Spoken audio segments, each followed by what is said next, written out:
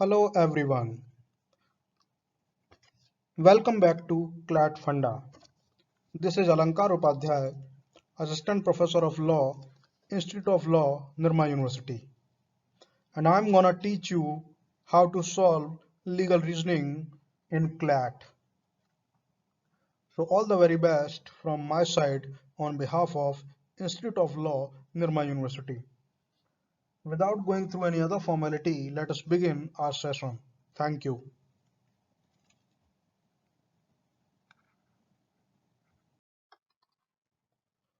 So today we are going to learn some techniques and tips to solve legal reasoning. These tips and techniques are very fruitful to get accuracy and maintain speed as well. Moreover, we will practice some questions as well so that we could apply these techniques and tips in the questions practically. So let us move forward. So first one tip is choose most appropriate option. It means we need to choose best one option, which is closest to the theme or principle covered in the passage. Because in case of legal reasoning, the exactly correct option is rarely found. Sometimes there are cases wherein one option is correct, or maybe more than one are correct, or maybe all the options are correct. So the students get confused which one has to be clicked or which one has to be ticked by them. So the best one has to be chosen and it comes by practice. The more you practice, the more you learn to get accuracy. Now let's move ahead. Next one tip is theme or principle is our God. It means we have to believe in the theme of the author. We have to believe in the principle of the author. We have to believe in the idea of the author. So it is our job to infer our own principle or theme or idea which has been provided in the passage by the author. And we have to stick to the principle. We have to stick to the theme of the author which he has provided in the passage. The theme has to be applied strictly. We cannot move beyond that. We cannot apply our prior legal knowledge. We have to behave like a judge and decide or choose the best option as per law or theme or idea of the passage after analyzing the facts mentioned in the passage. Now let's move towards next one tip. Understand emotional trap of questions. This is very interesting and very complicated trick. Most of the students get confused whenever the options are an emotional trap. So, an aspirant need to understand the emotional trap of the questions. One does not have to get stuck in that emotional trap. Sometimes some options may be morally right, but we have to apply our theme. We have to apply our principle. We have to apply the idea which we have inferred from the passage, irrespective of any morality or immorality.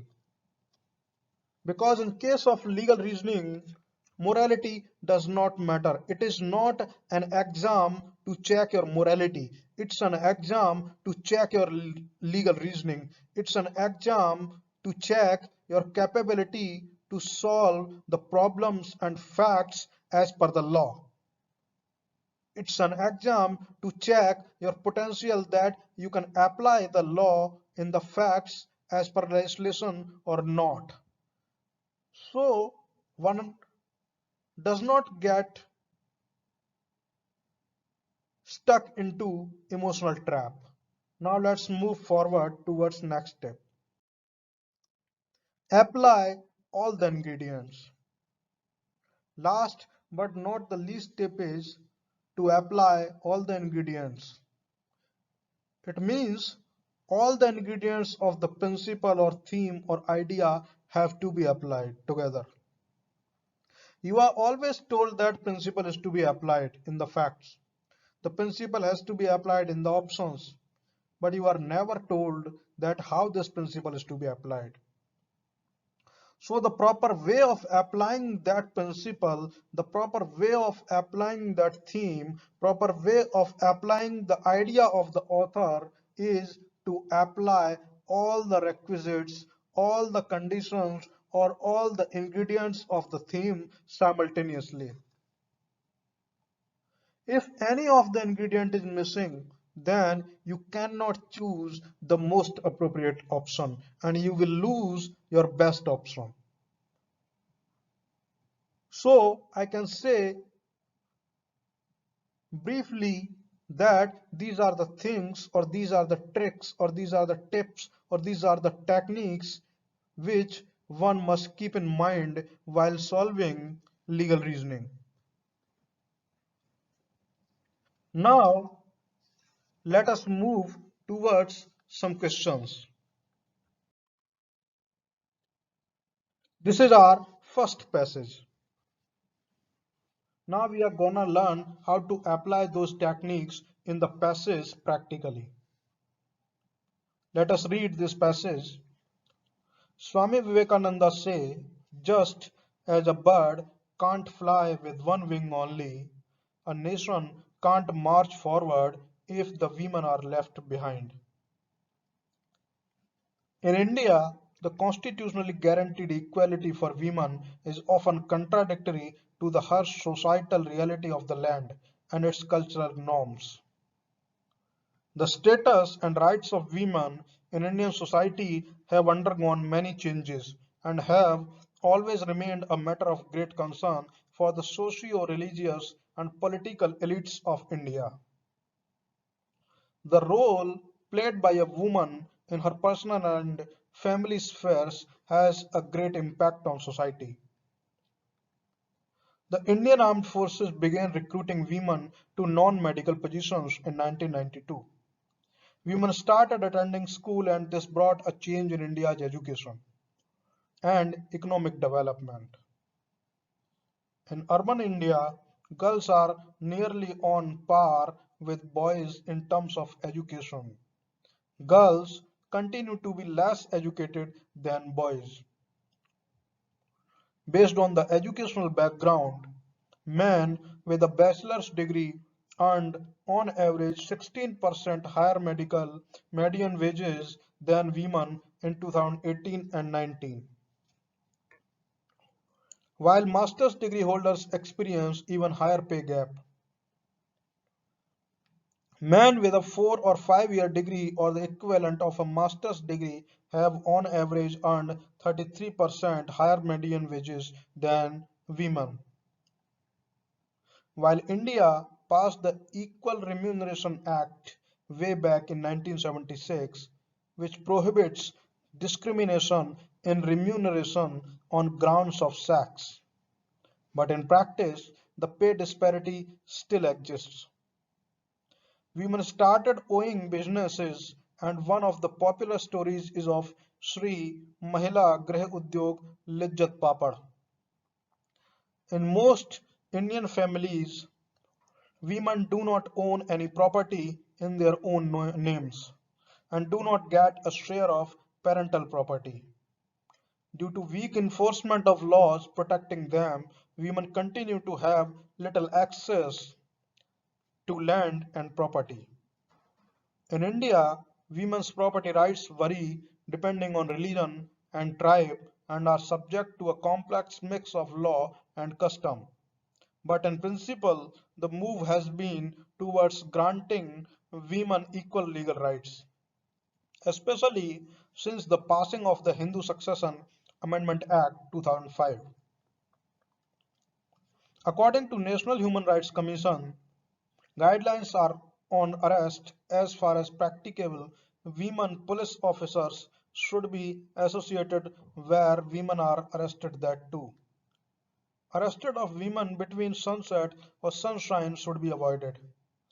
When it is necessary to cause a female to be searched, the search shall be by another female with strict regard to decency. Body searches of females should be carried out by women and with strict regard to decency. Women should be guarded by female constable or police officers. They must be questioned in the presence of police women. This is our passage. Now we will try to solve questions related to this passage. First one question is, according to the author, A. Indian law discriminates against the man on the basis of sex. B. Indian law discriminates against the women. C. Indian law does not discriminate against any person on the basis of sex. D. None of the above. It means there is no question in this question. They have just provided the options and we have to choose the option as per the theme or idea of the author. And we have already gone through the passage very carefully. So I think we have got to know about the idea of the author. This is the question which is based directly on the theme of the passage, and it is asking about the idea of the author. If we recall the passage, we could find that author has not discussed any discrimination. Author has just talking about equality. So A option, which is talking about discrimination against the man on the basis of sex, is not correct one. B is also incorrect again by talking discrimination against the women. C, which is talking about non-discrimination against any person on the basis of sex, it may be correct, but we cannot choose right now and we can't skip any option. This is the most important thing which we always have to keep in mind, that never skip any option in legal reasoning, because never know that what option may be most appropriate. So we can't skip any option and we need to read last one as well. And D option is talking about none of the above. So if we try to eliminate the options, A cannot be our option, B cannot be our correct option, D is also eliminated. It means only C is the correct one because it is closest to the theme of the author, theme of the idea, theme of the passage which the author has mentioned in the passage. Now let's move towards question number 2. Special legal rights of women indicate political justice, B social justice, C economic justice, and D gender biasness. It means this question is also not straightforward. This question is also based on principle or idea or of the author.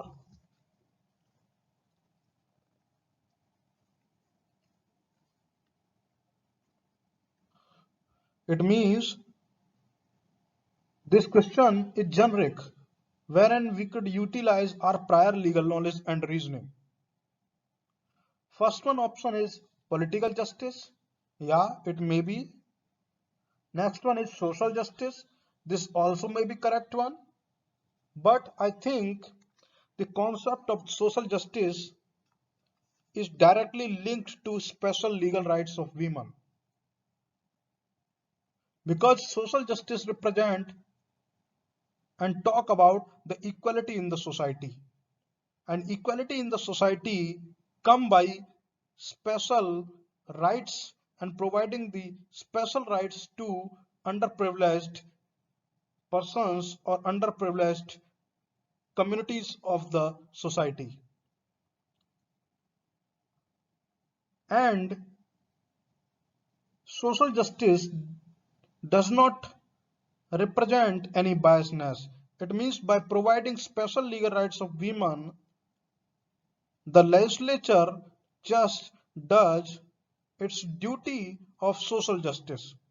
It does not discriminate against anybody or any class of the society. Therefore, after going through all the options, option B is the most appropriate, which is talking about social justice, because social justice is completely based on providing special rights to any class of the society. Now let's move towards third option. The Hindu Succession Amendment Act 2005 has incorporated which right of women? This question is directly based on the passage. It is a very straightforward question. If we recall the passage, we could easily find that Succession Amendment Act was incorporated to provide equal right in property. So let's see the options. Which one option is talking about property? First one, right against sexual harassment. It can't be. Second one, equal right in property. It may be correct one. And I again tell you that never skip any option. Next one, equal religious right. This can't be. And last one, right against domestic violence. It means B is the correct one. Equal right in property, which is talking about and which has been incorporated by the Hindu Succession Amendment Act 2005. It means option C is the most appropriate and correct option. Now let's move forward. Which of the views can be correctly attributed to the author of the above passage?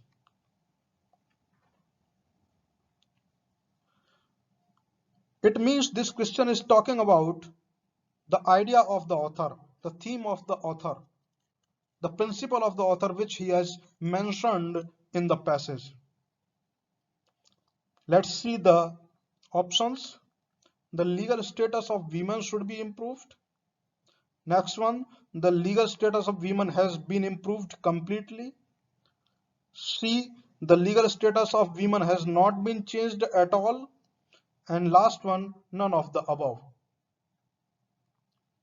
Now we have to look to the theme of the passage which we have inferred. We can infer that, of course, legal status has been improved, sort of, but the condition is not completely reformed. The condition is not completely being changed. So, as per the idea of the author, as per the principle of the author, as per the theme of the author, it should be improved more. The condition and the legal status of women should be improved. So A is the best option and most appropriate option. That's why we need to click or tick option A, which is correct. I hope it is clear to you, and I hope sort of you have learned the techniques and tricks which I told you earlier while applying and while solving this passage. Now I have an assignment for you. I have referred in this session a passage and some questions which are directly based on the passage. So these questions are for your own practice, so that you can apply these techniques, so that you can practice the questions on the basis of passage. So let's move and see which passage and questions I have incorporated over here. This is your passage for practice. This is your home assignment. You can go through this passage and you can solve and practice these questions. Last but not the least, these are the learnings of the session. This is the learning outcome of this session. So there are some points which we always must keep in mind while solving legal reasoning. First one is practice more and more. Second one is love reading articles and editorials. Third one is learn legal terms and maxims. Next one is always infer principle from the passage. Next one is understand the idea of the author. Next one is morality does not matter. Next one is avoid your prior legal knowledge. Eighth one is apply principle strictly. And last one is delete your emotions. So these are the things, these are the learning outcomes of this session which we must keep in mind, which we have to utilize while solving legal reasoning. I hope this session is very fruitful for you, and if you like this session, you can give me or you can drop your comments or feedback to me or the site or mail ID of the institute as well. So thank you. Thank you very much. If you like this video, share this video and subscribe our channel CLAT Funda. Thank you.